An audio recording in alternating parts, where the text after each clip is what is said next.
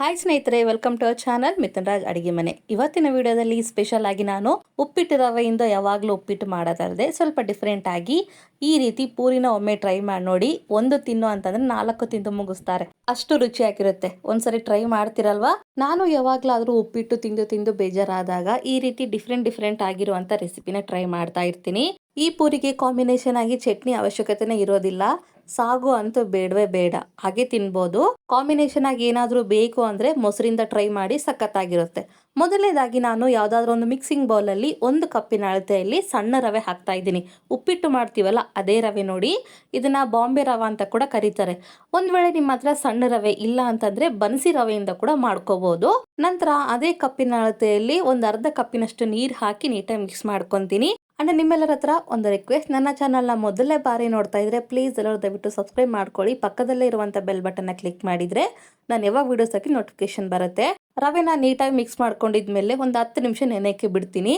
ನೆಂದ ಮೇಲೆ ತೋರಿಸ್ತಾ ಇದ್ದೀನಿ ನೋಡಿ, ಸ್ವಲ್ಪ ಗಟ್ಟಿಯಾಗಿರುತ್ತೆ. ಯಾಕೋ ನನಗೆ ಇಲ್ಲಿ ಹಿಟ್ಟು ಡ್ರೈ ಅನ್ನಿಸ್ತು, ಹಾಗಾಗಿ 1 ಅಥವಾ 2 ಟೇಬಲ್ ಸ್ಪೂನ್ ಅಷ್ಟು ನೀರು ಹಾಕ್ತಾ ಇದ್ದೀನಿ. ಹಾಕಿ ನೀಟಾಗಿ ಮಿಕ್ಸ್ ಮಾಡ್ಕೊತೀನಿ. ಇದು ಸೈಡಿಗೆ ಇರಲಿ. ನಂತರ ಈ ಕಡೆ ನಾನು 2 ಆಲೂಗಡ್ಡೆನ ಕುದಿಸಿ ಸಿಪ್ಪೆ ತೆಗೆದು ರೆಡಿ ಮಾಡ್ಕೊಂಡಿದ್ದೀನಿ. ಕುದಿಸಿರುವಂಥ ಆಲೂಗಡ್ಡೆನ ಒಂದು ಮಿಕ್ಸಿಂಗ್ ಬೌಲಲ್ಲಿ ಹಾಕ್ಕೊಂಡು ಈ ರೀತಿ ಸ್ಮ್ಯಾಶರಿಂದ ಸಣ್ಣಗೆ ಸ್ಮ್ಯಾಶ್ ಮಾಡ್ಕೊತಿದ್ದೀನಿ.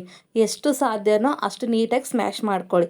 ಇದನ್ನ ಕೂಡ ಪೇಸ್ಟ್ ಥರ ರೆಡಿ ಮಾಡ್ಕೋಬೇಕು. ನೋಡಿದ್ರೆ ಆಲೂಗಡ್ಡೆ ಪೇಸ್ಟ್ ರೆಡಿ ಆಯಿತು. ಇದೇ ಆಲೂಗಡ್ಡೆ ಪೇಸ್ಟ್ಗೆ ನಾನು ರವೆ ಪೇಸ್ಟನ್ನ ಹಾಕ್ತಾ ಇದ್ದೀನಿ. ಹಾಕ್ಕೊಂಡಿದ್ಮೇಲೆ ಇದಕ್ಕೆ ಒಂದು ಅರ್ಧ ಟೀ ಸ್ಪೂನ್ ಅಷ್ಟು ಕಲೋಂಜಿ ಸೀಡ್ಸು, ಅರ್ಧ ಟೀ ಸ್ಪೂನ್ ಅಷ್ಟು ಅಜ್ವೈನ್ ಹಾಕ್ತಾ ಇದ್ದೀನಿ. ನಂತರ 1 ಟೀ ಸ್ಪೂನ್ ಅಷ್ಟು ರೆಡ್ ಚಿಲ್ಲಿ ಫ್ಲೇಕ್ಸ್ನ ಹಾಕ್ತಾ ಇದ್ದೀನಿ. ನಂತರ ಫ್ರೆಶ್ ಆಗಿರುವಂಥ ಕೊತ್ತಂಬರಿ ಹಾಕ್ತಾ ಇದ್ದೀನಿ. ಕೊತ್ತಂಬರಿ ಹಾಕೋದ್ರಿಂದ ಒಳ್ಳೆ ಟೇಸ್ಟ್ ಬರುತ್ತೆ. ನಂತರ ಫ್ರೆಶ್ ಆಗಿರುವಂಥ ಕರಿಬೇವನ್ನ ಕೂಡ ಸಣ್ಣದಾಗಿ ಕಟ್ ಮಾಡಿಕೊಂಡು ಹಾಕ್ಕೊಂಡು, ರುಚಿಗೆ ತಕ್ಕಷ್ಟು ಉಪ್ಪನ್ನು ಹಾಕ್ಕೊಂಡು 1 ಕಪ್ ಅಷ್ಟು ನಾನು ಗೋಧಿ ಹಿಟ್ಟನ್ನು ಹಾಕ್ತಾ ಇದ್ದೀನಿ. ನೀವು ತಗೊಂಡಿರೋ ಆಲೂಗಡ್ಡೆ ಸೈಜ್ಗೆ ನಿಮಗೆ ಎಷ್ಟು ಗೋಧಿ ಹಿಟ್ಟು ಆಗುತ್ತೋ ಅಷ್ಟನ್ನು ಹಾಕ್ಕೊಳ್ಳಿ. ಫಸ್ಟಿಗೆ ಸ್ವಲ್ಪ ಗೋಧಿ ಹಿಟ್ಟು ಹಾಕ್ಕೊಂಡು ನೀಟಾಗಿ ಮಿಕ್ಸ್ ಮಾಡ್ಕೊತೀನಿ.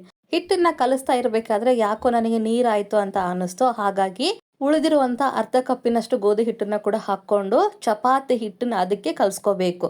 ಆಲೂಗಡ್ಡೆ ಹಾಕಿರೋದ್ರಿಂದ ತುಂಬ ಸಾಫ್ಟಾಗಿ ಬರುತ್ತೆ. ಕೈಗೆ ಅಂಟ್ಕೊಳ್ಳಾರ್ದಂಗೆ ಗೋಧಿ ಹಿಟ್ಟನ್ನು ಎಷ್ಟು ಬೇಕೋ ಅಷ್ಟು ನೋಡಿಕೊಂಡು ಹಾಕಿ ಈ ರೀತಿ ಹಿಟ್ಟನ್ನು ರೆಡಿ ಮಾಡ್ಕೊಳ್ಳಿ. ಪೂರಿ ಮಾಡೋಕ್ಕೆ ಹಿಟ್ಟನ್ನು ನೀಟಾಗಿ ಕಲಿಸ್ಕೊಂಡಿದ್ಮೇಲೆ ಮುಚ್ಚಳ ಮುಚ್ಚಿ ಇವಾಗ ಒಂದು 5ರಿಂದ 10 ನಿಮಿಷ ನೆನೆಯಕ್ಕೆ ಬಿಡೋಣ. ಹಿಟ್ಟು ನೆಂದರೆ ತುಂಬ ಸಾಫ್ಟಾಗಿ ಮತ್ತು ಪೂರಿ ಉಬ್ಬಿ ಬರ್ತವೆ. ಹಾಗಾಗಿ ಹಿಟ್ಟು 5ರಿಂದ 10 ನಿಮಿಷ ನೆಂದ ಮೇಲೆ ನೀಟಾಗಿ ಮಿಕ್ಸ್ ಮಾಡಿಕೊಂಡು ಈ ರೀತಿ ಸ್ವಲ್ಪ ಗೋಧಿ ಹಿಟ್ಟನ್ನ ಮೇಲೆ ಚೆಲ್ಲಿ 2 ಭಾಗಗಳಾಗಿ ಮಾಡ್ಕೊತೀನಿ. ಇಲ್ಲ ನಮಗೆ ಈ ರೀತಿ ಮಾಡ್ಕೊಳಕ್ಕೆ ಇಷ್ಟ ಇಲ್ಲ ಅಂತಂದರೆ ನೀವು ಸಿಂಗಲ್ ಪೂರಿನ ಕೂಡ ಮಾಡ್ಕೋಬೋದು. ಈ ರೆಸಿಪಿ ಬೆಳಗಿನ ಟಿಫಿನ್ಗೊಂದೇ ಅಲ್ಲ, ಸಂಜೆ ಸ್ನ್ಯಾಕ್ಸ್ಗೂ ಸೂಪರ್ ಆಗಿರುತ್ತೆ.